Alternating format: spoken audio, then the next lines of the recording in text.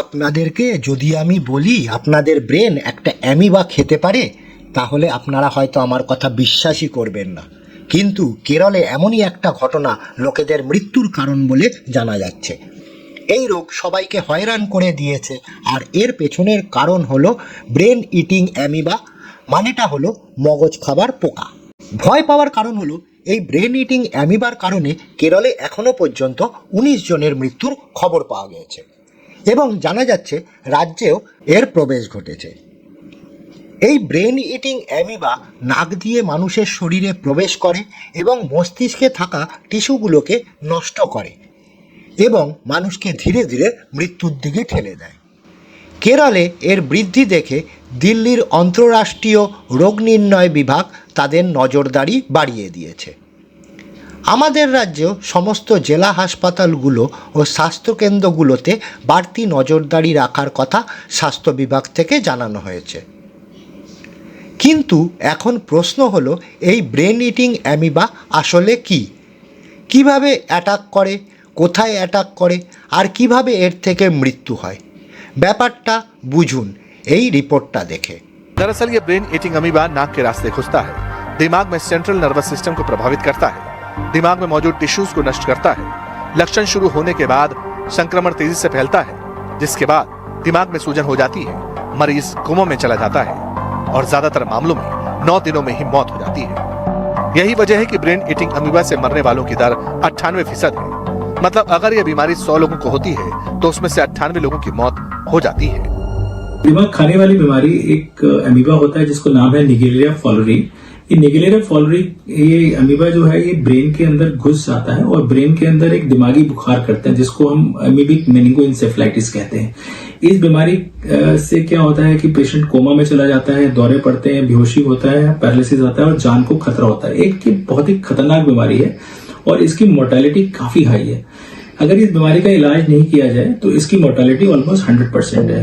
এই অ্যামিবার সংক্রমণ 2 সপ্তাহে মানুষকে মেরে ফেলে দিতে পারে, আর এই মগজ খাওয়া পোকা অলরেডি কেরলে 70 জনকে আক্রান্ত করে ফেলেছে, যার মধ্যে এখনো পর্যন্ত 19 জনের মৃত্যু হয়েছে।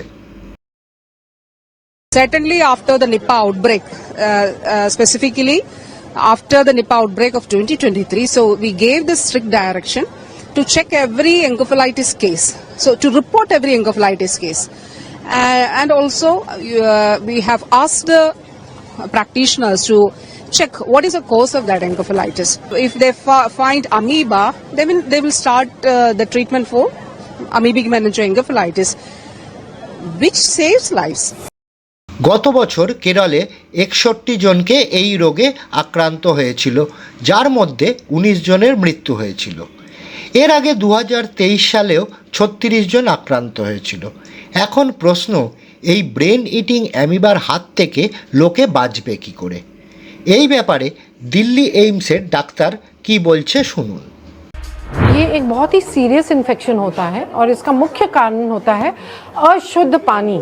अगर हम अशुद्ध पानी में तैर रहे हैं, पर्टिकुलरली स्टैग्नेंट वाटर मतलब रुका हुआ पानी, जैसे तालाब है, बैक वाटर्स है, रुका हुआ पानी है, इसमें अगर अकैंथामीबा के ऑर्गेनिजम्स हैं और अगर आप उस पानी में तैर रहे हैं या उस पानी का सेवन कर रहे हैं तो आपको अकैंथामीबा हो सकता है।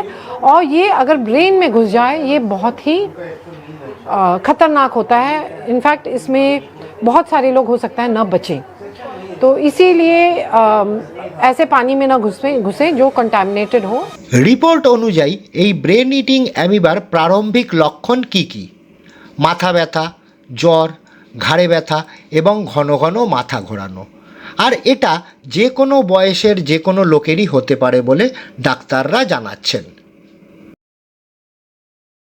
बस हाई इंडेक्स ऑफ सस्पिशन है, इसका हम टाइमली डायग्नोसिस कर लेते हैं और इसका डायग्नोसिस का है सीएसएफ के टेस्ट के द्वारा।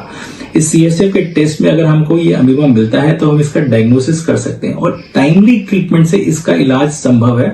तो बहुत जरूरी है कि हमारे पास एक हाई इंडेक्स ऑफ सस्पिशन हो, और अगर हाई इंडेक्स ऑफ सस्पिशन है तो हम इसका टाइमली ट्रीटमेंट से मरीज की जान को बचा सकते हैं। पहले जो कहते थे कि इसकी मोर्टेलिटी 100% है, ऐसा नहीं है। और रिसेंटली केरला में जहां पे उनके पास हाई इंडेक्स ऑफ सस्पिशन था, उन्होंने अर्ली डायग्नोसिस किया, अर्ली लंबर पंक्चर किया और प्रॉपर ट्रीटमेंट किया। इस बीमारी से इसकी मोर्टालिटी काफी कम हो गई। এমনিতে ভারতে এটা নতুন কোনো রোগ নয় বলে ডাক্তাররা জানাচ্ছেন, কিন্তু বর্তমান দিনে এর বৃদ্ধি পাচ্ছে এটাই চিন্তার বিষয়। সূত্র অনুযায়ী কেরল ছাড়াও এটা এখন অন্যান্য রাজ্যগুলোতেও ছড়িয়ে পড়ছে বলে জানা যাচ্ছে। সারা দেশে 17 জন সংক্রামিতর খবর এখনও পর্যন্ত সামনে এসছে। করোনার পর এই প্রথম এই রোগের বৃদ্ধি দেখা যাচ্ছে বলে বিশেষজ্ঞদের অনুমান। সে যাই হোক, আপনারা সাবধানে থাকবেন আর আপনাদের মূল্যবান মতামত আমাদেরকে কমেন্ট করে জানাবেন।